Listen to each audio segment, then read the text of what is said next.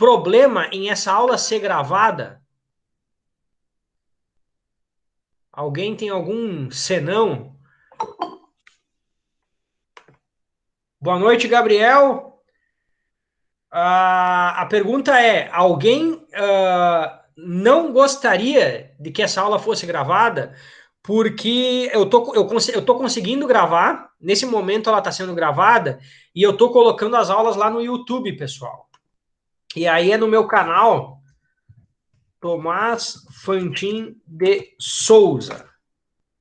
Tá? Já tem a aula de sólidos 2, de vetorial 2 e agora essa aula de sólidos 1. Tá tranquilo para todo mundo? A gente gravar e aí vocês podem consultar mesmo sem participar da aula? Daqui a pouco o cara... A explicação passou rápido e tal. Tu consegue acessar lá no YouTube, né? Eu normalmente, eu não, às vezes eu até consigo colocar no mesmo dia, mas ela demora um tempo para ir para o meu Drive. Não é automático a gravação e vai para o Drive. Aí, às vezes eu consigo postar no outro dia, tá? Mas aí ela tá indo para o YouTube lá no meu canal Tomás Fantin de Souza. A galera tá acompanhando as aulas por lá também, né? Então, o cara perdeu aí a explicação, passou rápido, estava distraído, consegue acompanhar a aula lá pelo YouTube, beleza? A gente tem, né, essa primeira aula das 7h30 às 8h30, ela é a de teoria nova, né, de conteúdo, explicação, e a segunda aula, que é a de dúvidas, das 8h30 às 9h30, essa aula eu não boto no YouTube porque senão o arquivo fica muito pesado, né? Até um arquivo de 1 hora já é um arquivo pesado. Certo, pessoal? Então vamos lá, andiamo. Na mecânica dos sólidos, algumas universidades, alguns cursos de engenharia chamam de resistência dos materiais, né? Eu já tinha dado uma debatida na aula passada, que é a relação entre as cargas externas aplicadas ao corpo deformável e as intensidades das forças internas que vão atuar dentro desse corpo. Então, nós temos aqui a nossa batata sólida, cortada, né, pessoal? Então, o lado direito aqui, ó, ele tá... Professor, eu acho que não está apresentando a tela. Opa! Espera aí, agora vai.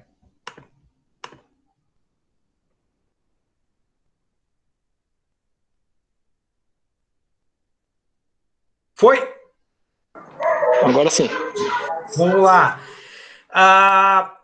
Aqui, pessoal, do lado esquerdo, nós temos o carregamento da força 1 e da força 2. Do lado direito, nós temos 3 forças internas que representam os carregamentos, apoios e a geometria do corpo desse lado direito. Então, a gente corta e coloca uma normal, uma cortante e um momento fletor para o caso, né, desse 2D. Então, só para... Eu acho que acabou passando um pouco batido, né, na aula passada. A disciplina é base do projeto de estrutura, máquina e equipamento mecânico, né, em aviação, imaginem a importância da mecânica dos sólidos, e a gente vai trabalhar escolhendo dimensões de um componente, estrutura ou máquina, ou o material que ele for feito. E aí, a gente vai entrar nos critérios de segurança, economia, gasto energético na fabricação e de sustentabilidade. Isso aqui era só o que tinha faltado um pouquinho da aula passada. Então, o que acontece, pessoal? O estado de tensões de um corpo, ele é representado pelo tensor de tensões. Esse tensor de tensões, ele correlaciona todas essas forças internas que eu tinha falado na última aula, que no limite da área tendendo a zero, então essa é uma força aplicada numa área muito pequena, numa área infinitesimal, né? Ou seja, a gente dizia lá, do jeito mais, a grosso modo, né? Tensão é força dividida pela área. Esse estado que a gente que eu já tinha mostrado, aquela batata sólida no 3D, quando cortada, com intensidades e direções múltiplas, ela pode ser concentrada no espaço tridimensional. Então, com as suas componentes, por mais que essa força ou essa tensão, né, lá na partícula em específico, ela tenha determinada intensidade, ela tenha determinada magnitude, nós conseguimos concentrar, né, isolando um elemento, né, nesse caso que é um cubo, um elemento tridimensional, nós vamos ter 3 tensões normais, a tensão normal em X, que ela é perpendicular ao plano XY, nós temos uma tensão normal em Y perpendicular ao plano XZ, então a tensão normal em X, ela está perpendicular ao plano X, ao plano YZ. A normal em Y, a normal Y, ela está perpendicular ao plano XZ. A normal em Z, ela está perpendicular ao plano YX. Então, ela é a normal naquela direção, vai estar perpendicular ao plano formado pelas outras 2 direções, ok? Se é em X, o plano vai ser o YZ. Se é em Z, o plano vai ser o XY, ok? O plano aqui, ó, onde está essa tensão. As tensões normais são perpendiculares ao plano, as tensões cisalhantes, as tensões de corte, elas são paralelas ao plano. Então, a gente tem, pessoal, no plano YZ, 2 tensões cisalhantes. A tensão XZ e a tensão XY. No plano XZ, nós teremos também 2 tensões de cisalhamento, a tensão YZ e a tensão YX. E o mesmo para o plano o plano XY. O que acontece? Então, nós vamos posicionar no nosso tensor de tensões, olha só, na linha 1, a gente tem as tensões referentes ao eixo X, ok? Então, a normal em X, a cisalhante XY, a cisalhante XZ. Na linha 2, a gente tem as tensões referentes ao eixo Y. Então, o YX, a normal em Y e o Y em Z. E na linha 3, referentes ao eixo Z. A mesma coisa se a gente olhar para as colunas, né? A coluna X, ela tem o segundo elemento aqui na cortante o X e o segundo elemento na cortante o Y. O Y, Y, Y e, por último, a coluna do Z. Então, o que a gente pode enxergar de outra forma essa nomenclatura na tensão desse cisalhamento? Olha só, pessoal. A tensão, ela é a YZ. O primeiro termo, o Y, significa o plano onde ela está, corta, significa o eixo que o plano onde ela está corta. Sei que parece um pouco enrolado, mas vocês já vão entender. Olha só. Essa cisalhante YZ, ela está nesse plano aqui, ó, e esse plano corta o Y, certo? Então, todas as tensões desse cisalhamento que estão neste plano que corta o eixo Y vão ter como primeiro índice aqui o Y, ok? E o que é o segundo termo da nomenclatura? O segundo termo é o eixo para onde a tensão está apontando. Então, olha só, a nossa cisalhante YX, ela está no plano que corta Y, então o Y está ali, e ela está apontando para o eixo X. Então, ela é uma tensão de cisalhamento Y, porque o plano onde ela está corta o eixo Y, e X, porque ela aponta para o eixo X. A mesma coisa para essa outra tensão de cisalhamento aqui, ó. Assim como essa daqui, ela está num plano que corta o eixo Y e ela está apontando para Z, ok? Então as normais, elas estão perpendiculares aos outros dois planos, então ela é uma normal XX, ela está no YZ. Ela é uma normal Y, ela está no XZ. E as de cisalhamento, olhem essa aqui de cima, ó. O plano onde as duas estão, ele corta Z. Só que essa aqui aponta para X e essa aqui aponta para o Y. Esse é o nosso tensor de tensões. Matriz tensor tensão de Cauchy. Ok? Então aqui ele mostra só um outro jeito, pessoal.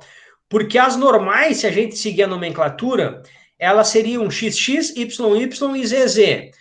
Mas como ela já está com a letra sigma, não precisa dobrar o X. Então, sigma X, sigma Y e sigma Z, não precisa colocar XX, YY e ZZ, ok? Aqui ele colocou um exemplo, deixa eu aqui, que é muito interessante. Olha só, a gente tem um plano com as tensões aplicadas sobre ele. Então, a nossa normal, só que aqui ó, ele não é o sistema, o nosso sistema destro, né? O Z tá, o Y tá na altura aqui, ó.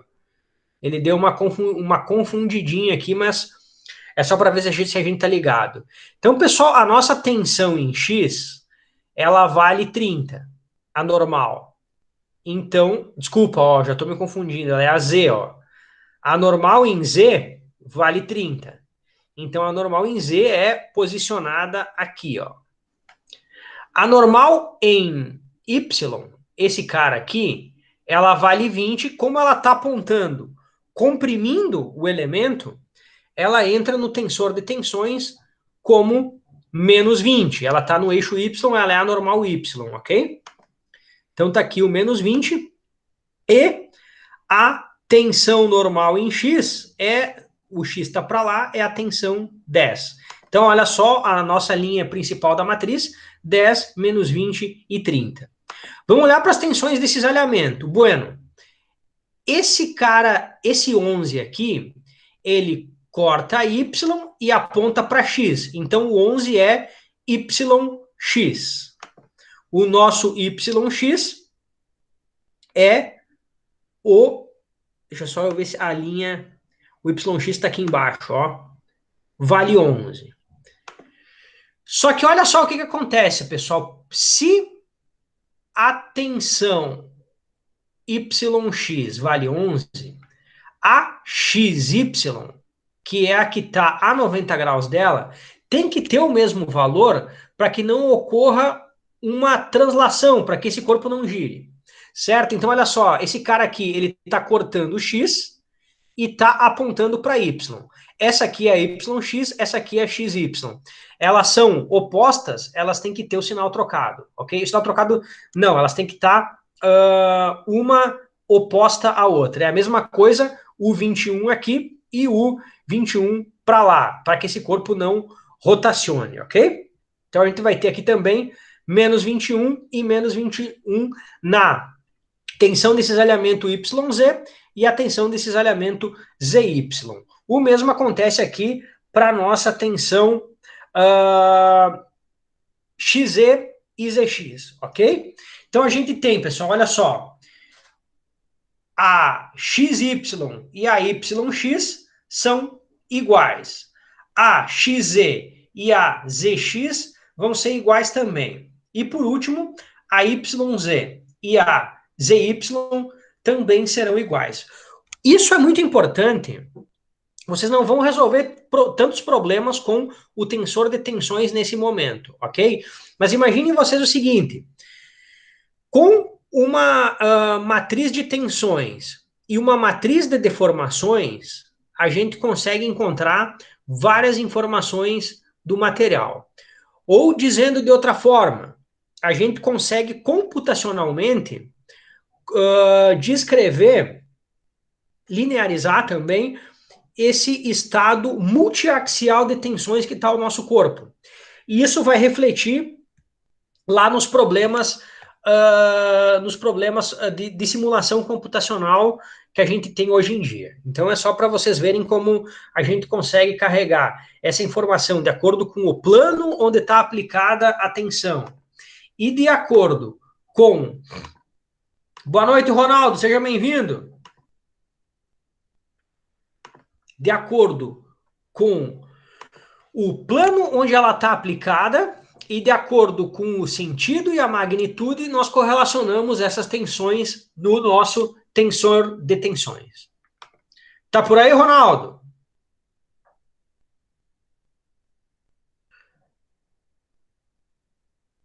O Ronaldo tá com um formato de vídeo ali, tá?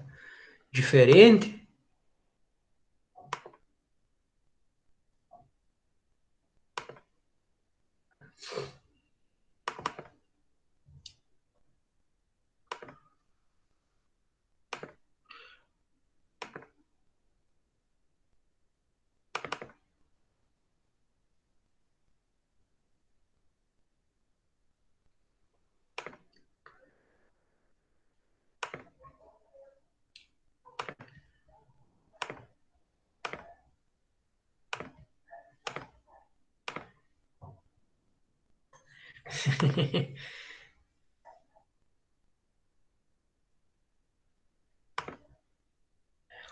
Bueno, pessoal, então vamos seguir debatendo essas tensões.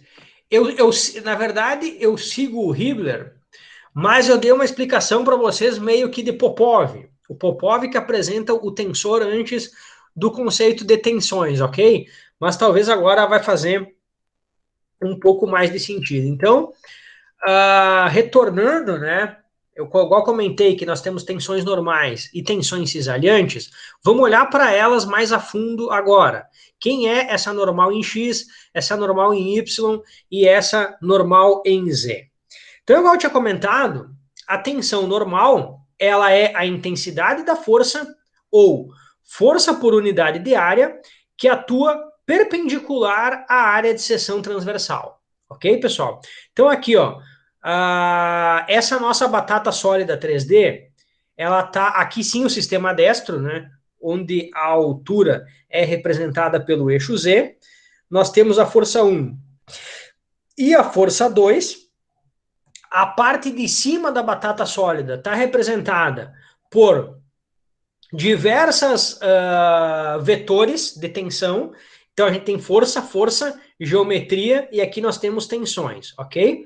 Olha o que ele faz. Ele decompõe essa força bem pequena que atua numa área bem pequena, ou essa força infinitesimal que atua numa área infinitesimal, e aí ele decompõe em 3 direções: na direção X, na direção Y e na direção Z.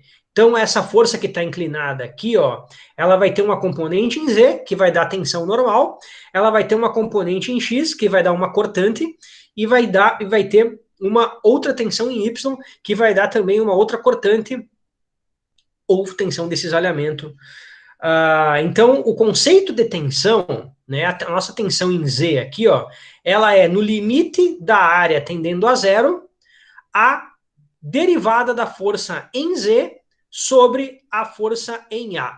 Eu até, quando eu comento, eu chego aqui, eu lembro do exemplo do meu professor de mecânica dos sólidos, lá da URGS. Esses tempos eu fui, quando tinha o campeonato de ponte de espaguete, eu pegava o equipamento do pessoal da URGS, né? E aí eu tava lá, chegou o professor, tinha sido meu professor, e aí achou legal, né? Porque ele foi meu professor de sólidos, eu era professor de sólidos, e aí ele chegou e ele perguntou, eu perguntei, e aí, professor, como é que vai essa força? Né? Professor, como é que vai essa força? Ele falou, em força eu não sei te responder. Agora, se tu perguntar em termos de tensão, aí eu disse, não, mas é só dividir pela área. Aí o professor falou, então divide pela área de uma ponta de eixo. Como é que tu vai calcular a tensão se tu tem uma ponta de eixo, né? Tu tem um formato que não é um formato cilíndrico ou uma seção retangular, né?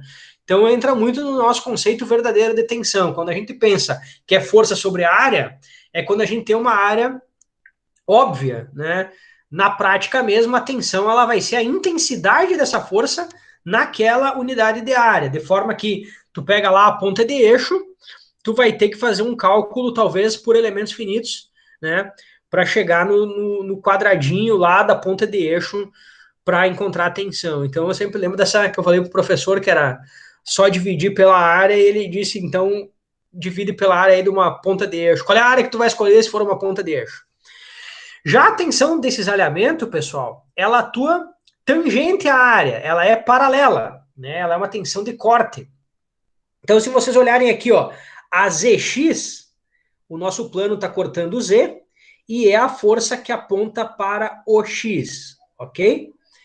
E a ZY, ela está cortando o plano, o eixo Z, e está apontando aqui para o nosso Y. Nós temos, então, uma normal, duas tensões de cisalhamento. Ele faz a mesma coisa, ele fatia aqui a batata cortando o eixo Y, e aí ele vai encontrar a normal em Y, a tensão YX e a tensão YZ, com esse corte aqui, ó. Aqui estão elas, ó. Ele coloca um elementozinho infinitesimal ali, um quadradinho, né? Essa que parece uma chapinha aqui, ó, é o quadradinho lá da esquina da nossa batata sólida. E por último, ele fatia o outro lado aqui para encontrar as componentes X alguma coisa. XX, XY e XZ. Formando então o tensor de Cauchy. A gente aqui faz uma explicação ao contrário. Primeiro eu explico o tensor e depois a gente voltou para olhar onde estão aquelas tensões na física, né?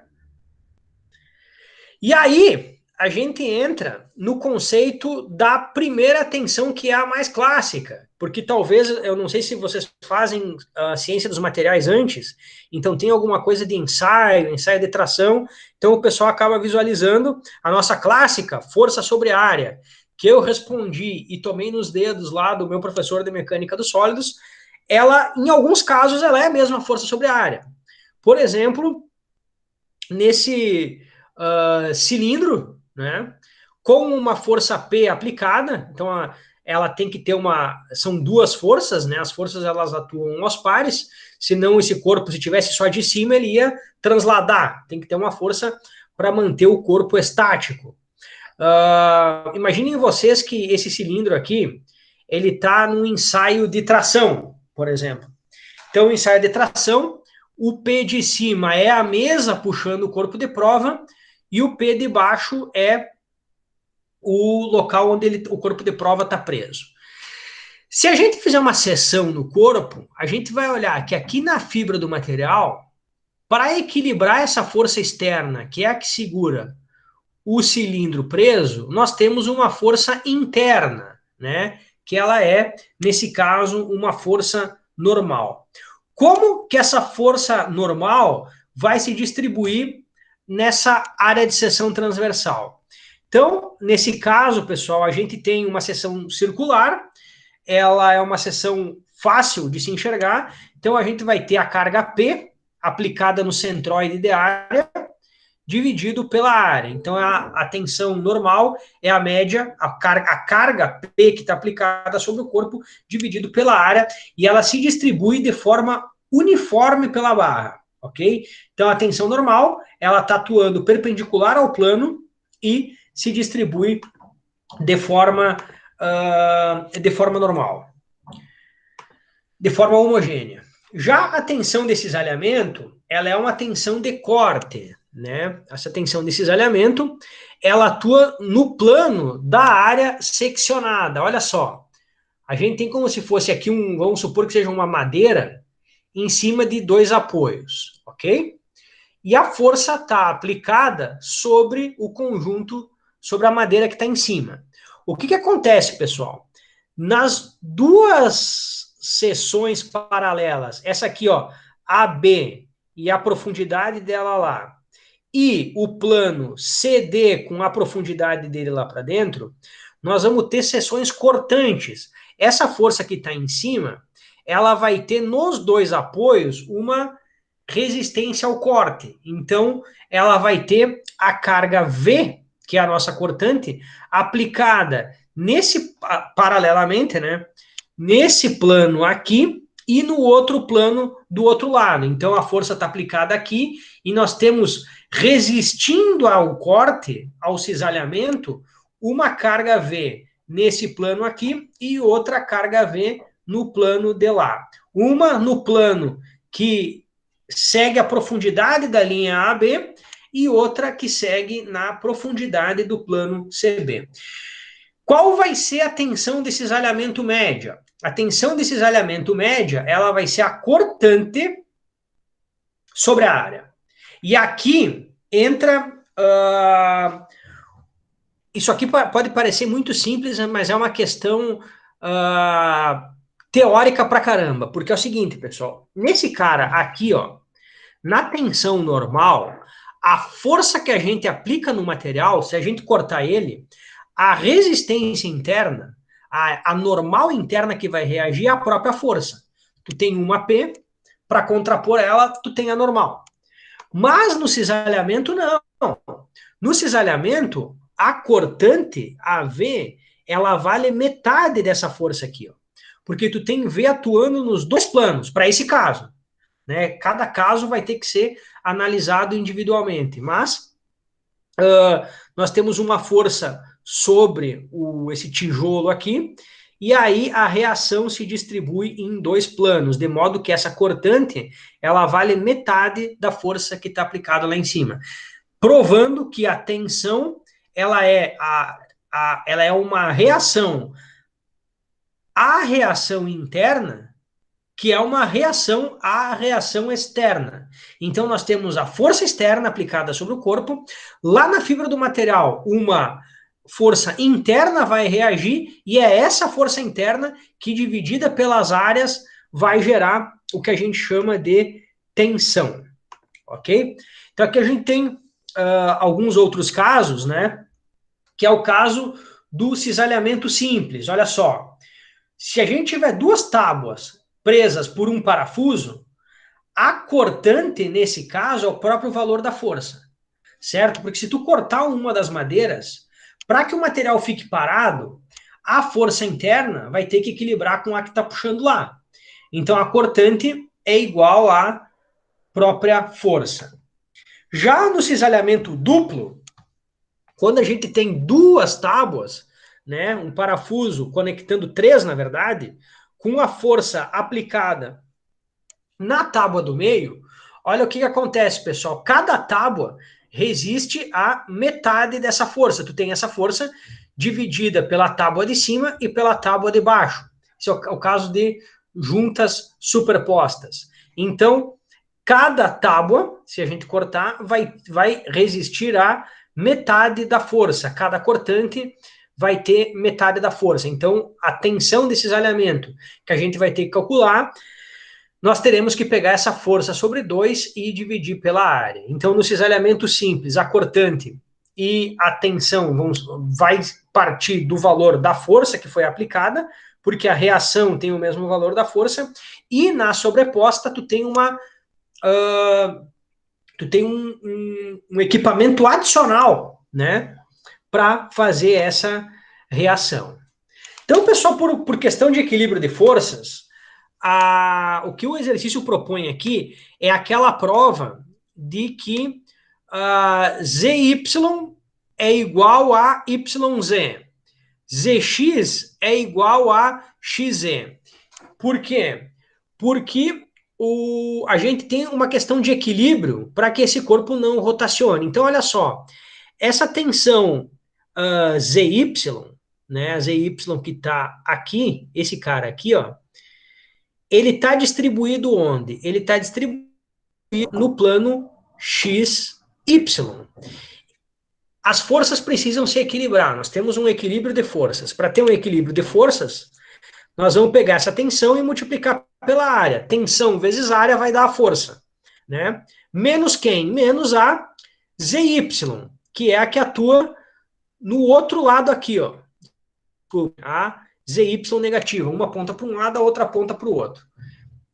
E aí, e aí multiplicada também pelo plano XY, essa aqui de cima com essa aqui de baixo. Então ela mostra que a tensão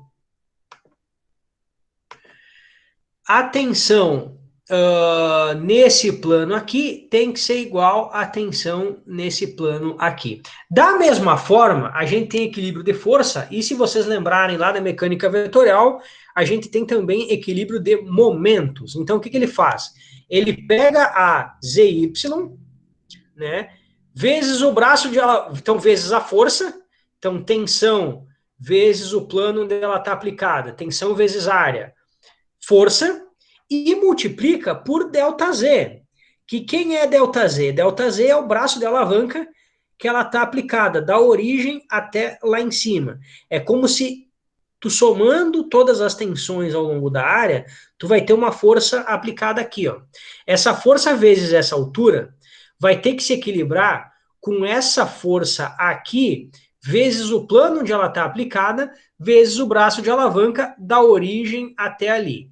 Então, o que acontece? A gente chega à conclusão que a tal ZY é igual a tal YZ. Isso é uma prova que, para que o corpo fique equilibrado, para que esse corpo não gire ou não tenha deformações, a tensão que vai atuar nesse plano XY tem que ser igual a que atua no XZ, tem que ser igual a que atua no YX e igual a que atua no ZX. Esse plano, a gente consegue enxergar ele de forma bidimensional, ok? A gente consegue ter, pelo menos, se tu olhar, se ele for 2D, a gente consegue com 3 forças descrever esse estado. É uma normal em X, uma normal em Y e uma cisalhante só, ok?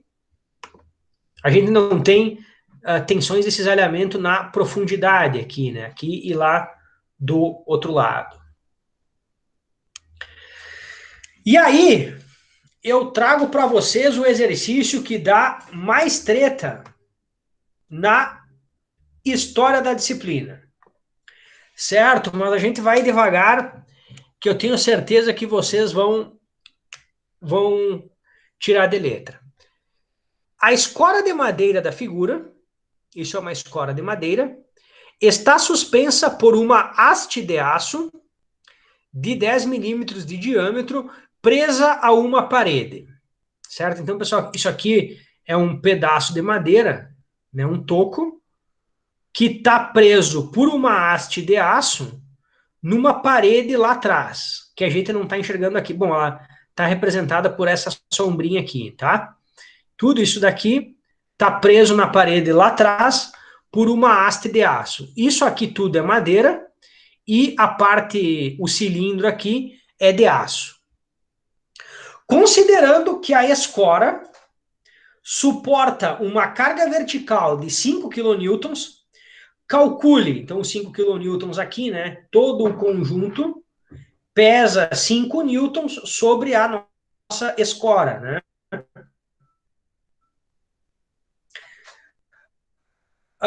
Calcule a tensão na parede e ao longo dos dois planos sombreados da escora. O que gera a confusão? Essa haste está presa lá na parede e ela vai ter que segurar o cisalhamento do conjunto todo, desses 5 kN empurrando a escora para baixo. Só que o que acontece? Se essa haste de aço está presa na parede, quando o conjunto da escora for empurrado para baixo, a haste, por ação e reação, vai reagir sobre o bloquinho de madeira que está em cima dela. Esse ABC, esse paralelepípedo que está em cima da escora, ele faz parte do conjunto de madeira.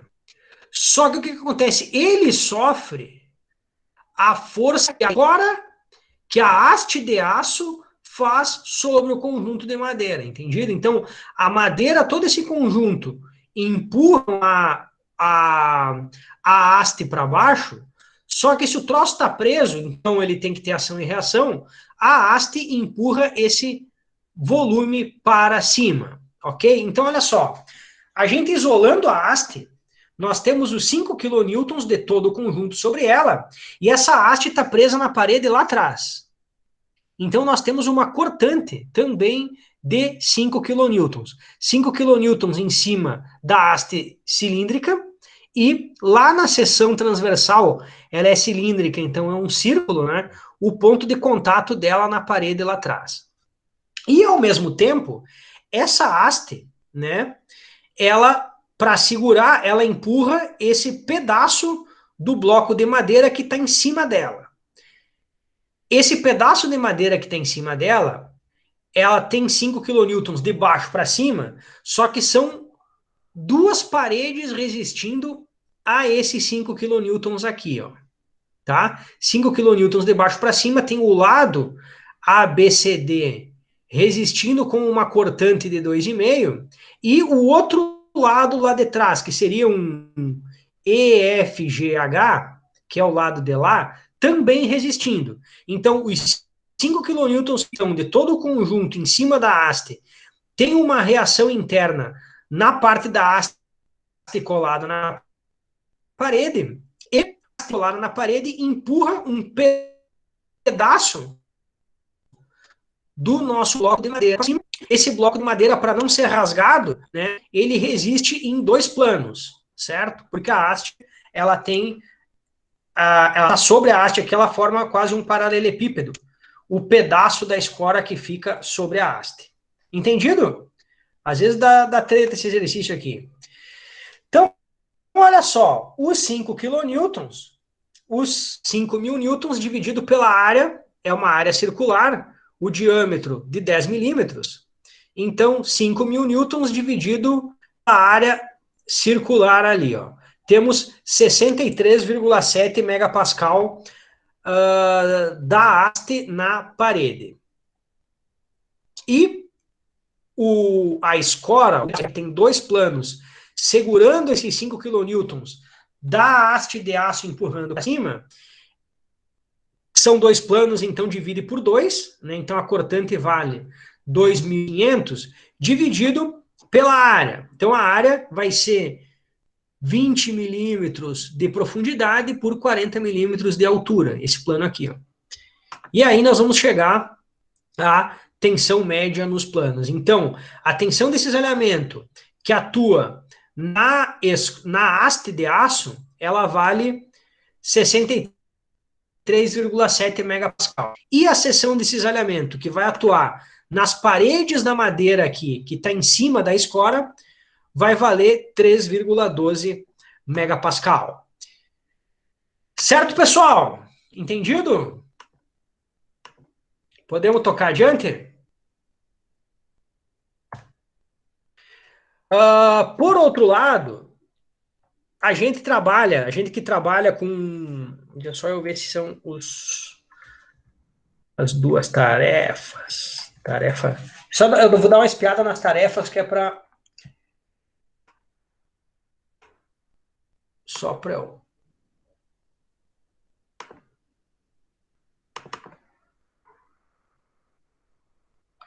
Ok, tarefa 1, sereno. Tarefa 3.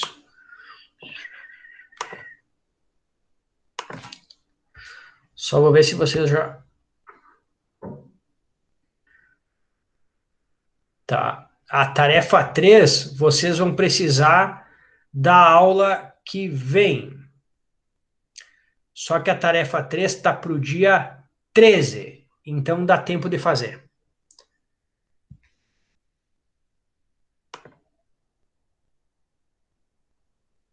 Tá travando? Travou muito, pessoal?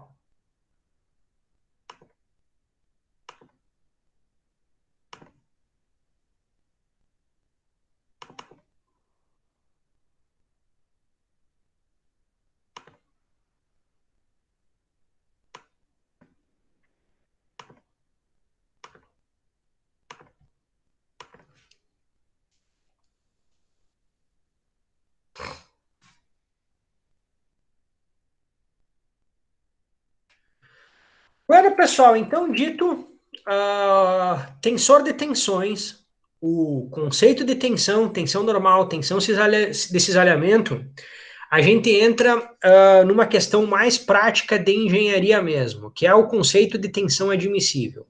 O que acontece? Na engenharia, a gente não pode trabalhar com muito perto da tensão que o material suporta, né? Porque tu pode ter erro de fabricação, tu pode ter carga abrupta, tu pode ter erro no dimensional, às vezes, na hora de fabricar ali, o cara botou a dimensão um pouco menor, pode ter problema de aquecimento, pode ter tensão residual. Então a gente trabalha com. Mais tarde eu vou passar em detalhes a questão de coeficiente de segurança, mas o coeficiente de segurança é quantas vezes a gente vai.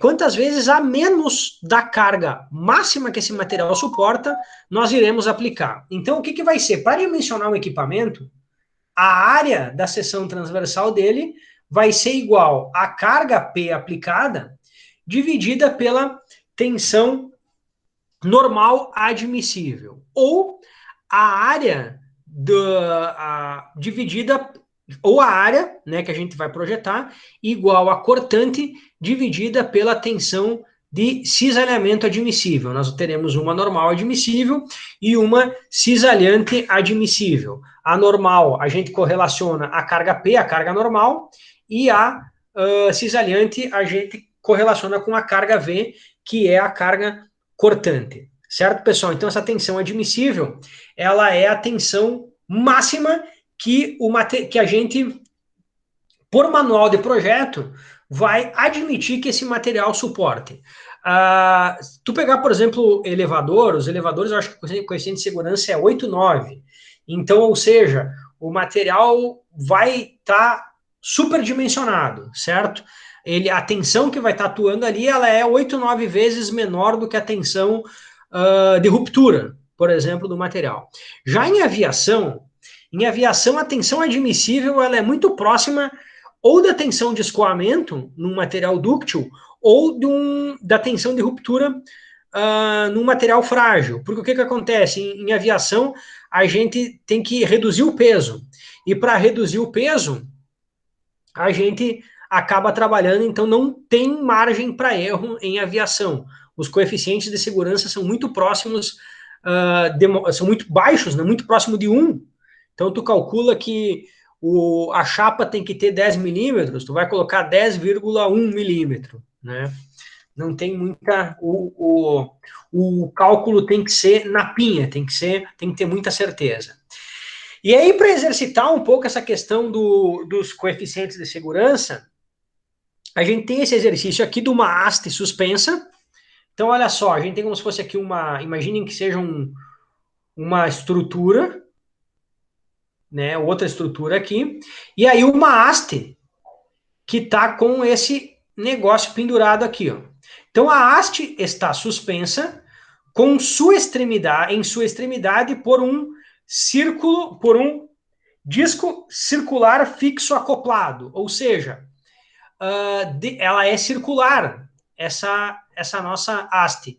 E aqui nós temos esses 40 milímetros aqui, ó, onde ela está apoiada, ele é um disco circular. Se a haste passar por um orifício de 40 milímetros de diâmetro, determine o diâmetro mínimo exigido para a haste e a espessura mínima do disco necessária. Então, nós temos 40 milímetros daqui até aqui. Essa estrutura de cima, ela é circular. E aí a gente tem essa haste aqui também em formato cilíndrico. 20 kilonewtons normal aplicado aqui. E aí a gente fica com esse problema. Nós temos uma tensão normal, admissível, de 60 megapascais e a cisalhante de 35 megapascais. Então vamos lá. Para o diâmetro da haste, pessoal, esse cara aqui, ó, ele é muito fácil de calcular porque ela é uma tensão normal. Olha só, a força está perpendicular à haste. Então nós vamos pegar os 20 kilonewtons e dividir pela área de seção transversal. 20 kilonewtons dividido pela nossa tensão admissível, né?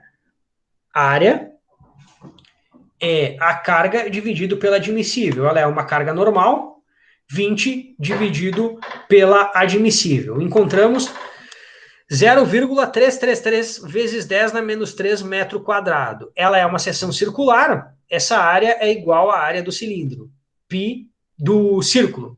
πd ao quadrado sobre 4, encontramos um diâmetro de 20,6 milímetros. Então, a gente pegou a carga, dividiu pela tensão admissível e encontramos a área que tem que ter essa haste.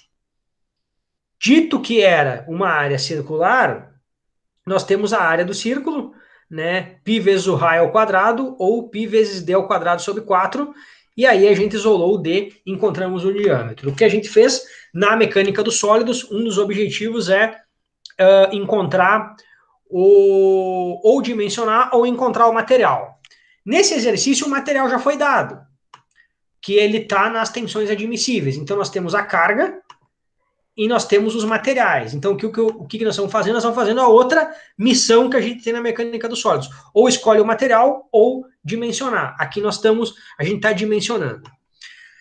Seguindo, então, na espessura do disco. O que acontece para a espessura do disco, pessoal? A espessura do disco, esse cara aqui, ó, ele está correlacionado diretamente à tensão desse cisalhamento, porque quando esses 20 kN puxarem essa haste para baixo, esse círculo que está dentro dessa estrutura maior aqui, ele vai tender a ser rasgado para baixo.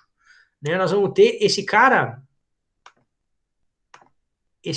aqui, que é esse círculo aqui, sendo puxado para baixo. E aí, qual é a área de contato? Qual é a área que sofre cisalhamento? Essa área lateral aqui. Então, voltando à equação, a área é igual a cortante dividido pela tensão admissível. A tensão admissível para o cisalhamento é 35 megapascal. Então, nós encontramos 0,517 vezes 10 na menos 3 metros quadrados. E aí nós temos uma área, a área lateral aqui desse cilindro, né? Então, 2πRT, isolando a espessura, o raio a gente já tem, a área dividido por 2π vezes o raio. A espessura, encontramos uma espessura de 4,55 milímetros. Ok? Essa aqui é a tarefa 2, tá lá no Moodle. Então, para vocês entregarem até o dia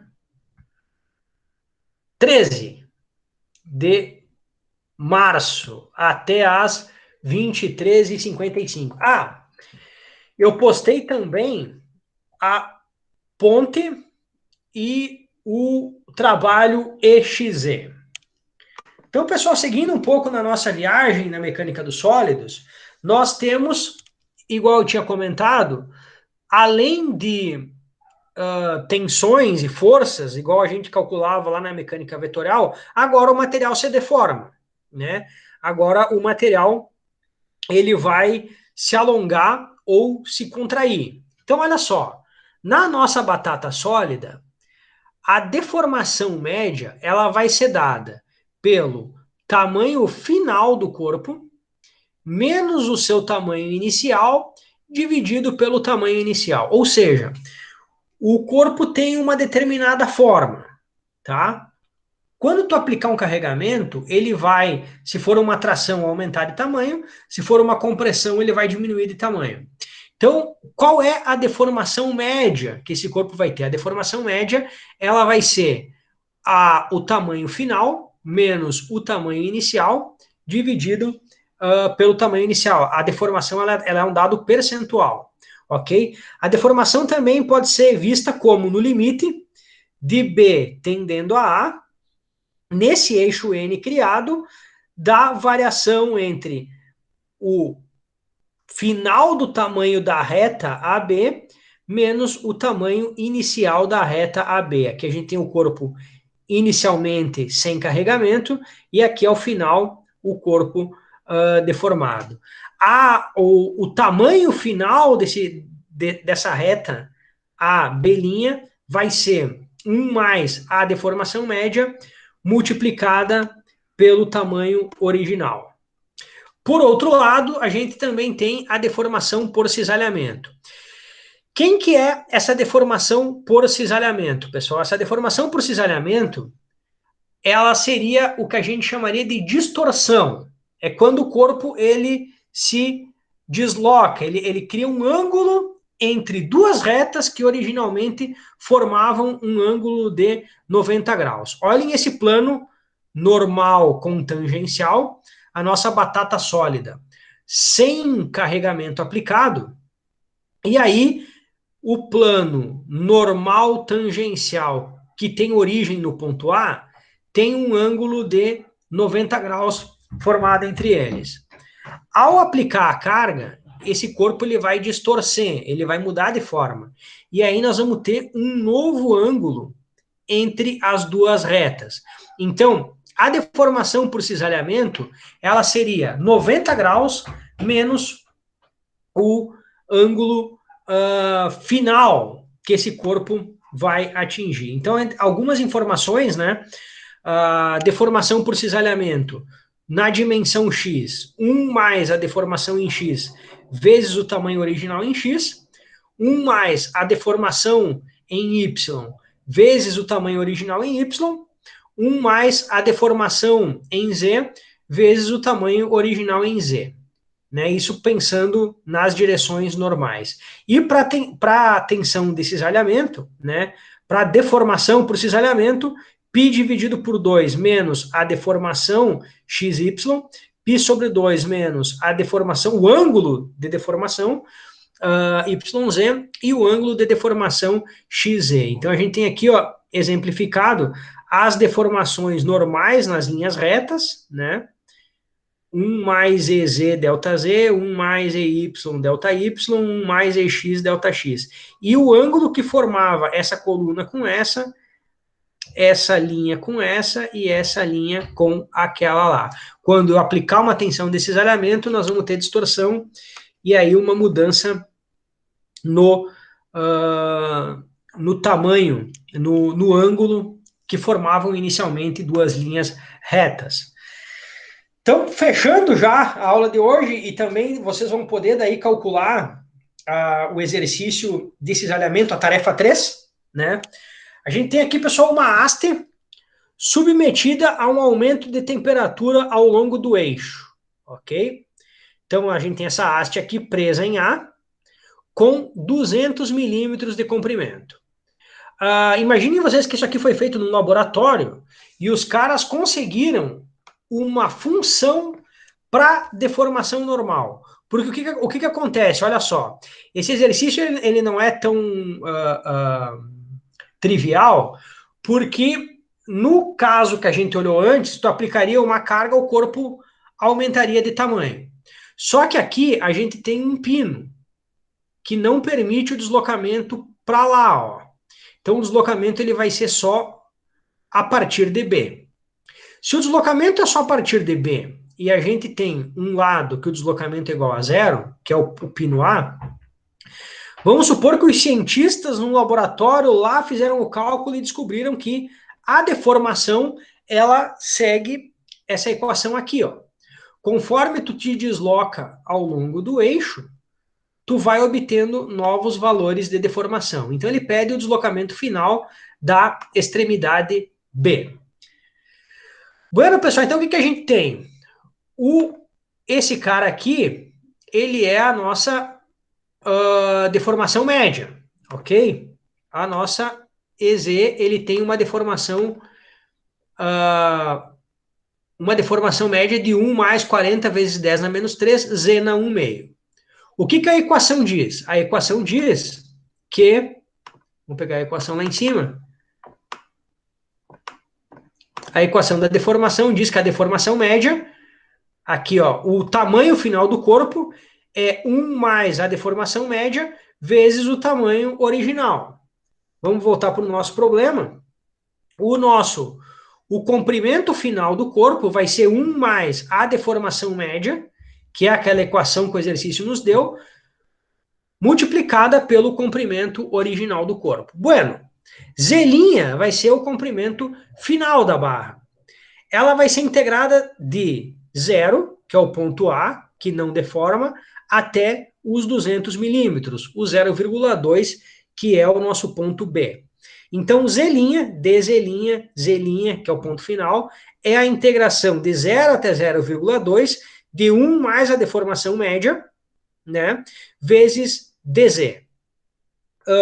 Integra 1 em relação a DZ vai dar Z, integra 40 vezes 10 na menos 3, Z na 1 meio, vai dar 2 terços DZ na 3 meios, né? Soma 1 em cima e passa dividindo. Então, o tamanho final da barra ficou em 0,20239 metros, ou seja, 202,39 milímetros. E a barra original tinha 200 milímetros. Então, ela aumentou, né? O deslocamento, né? O tamanho final vai ser o tamanho, desculpe, o deslocamento, que é o quanto ela aumentou de tamanho, vai ser o tamanho final menos o tamanho original. Essa barra, ela deslocou 2,39 milímetros para baixo. Uma outra forma de encontrar a normal média, agora a normal média real, porque o que acontece? Aqui a gente tinha uma equação que para cada ponto ela nos dava uma nova deformação, né? Em 0 não deforma nada, conforme tu vai andando, tu vai tendo a deformação até o último ponto aqui. Uma outra forma, né, obtendo-se o deslocamento de 2,39, é dividir ele pelo comprimento original e obtendo aí sim a deformação média. E aí, pessoal, eu deixo para vocês essa tarefa barbadinha que eu vou retomar na aula que vem um pouco de deformação, né? Mas essa tarefa aqui, as duas tarefas valem 0,5, certo? A tarefa 2, que é essa daqui, determine a tensão nas diferentes tensões seções do material, e essa aqui, que pede deformação em cisalhamento. Ok, neste instante, eu vou parar a gravação para não ficar muito pesada,